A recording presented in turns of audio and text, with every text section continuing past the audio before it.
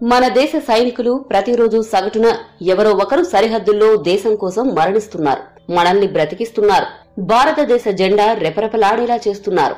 మరి అలాంటి సైనికులు చనిపోతే వారి కుటుంబ పరిస్థితి ఏంటి, వారి పిల్లల పరిస్థితి ఏంటి అని చాలా మందికి సందేహం వచ్చి ఉంటుంది.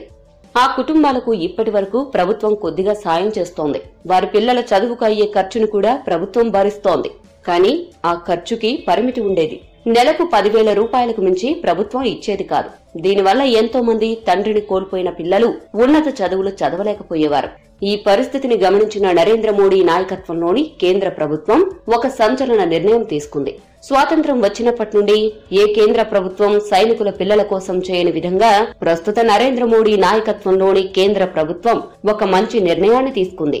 ఇక నుండి సైనికులతో పాటు ఆఫీసర్ ర్యాంకు కంటే కింద పనిచేస్తున్న వ్యక్తులు విధి నిర్వహణలో భాగంగా గనుక మరణిస్తే వారి పిల్లల చదువులకయ్యే ఖర్చునంతా కూడా కేంద్ర ప్రభుత్వమే భరించే విధంగా కొత్త చట్టాన్ని తీసుకొచ్చింది కేంద్ర ప్రభుత్వం.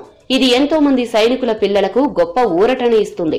వారి జీవితాల్లో కొత్త వెలుగులను నింపుతుంది. మరణించిన సైనికుల పిల్లల భవిష్యత్తు గురించి ఆలోచించి ఇంత మంచి నిర్ణయం తీసుకున్న మోడీ ప్రభుత్వాన్ని చాలా మంది మెచ్చుకుంటున్నారు, ప్రశంసల వర్షం కురిపిస్తున్నారు.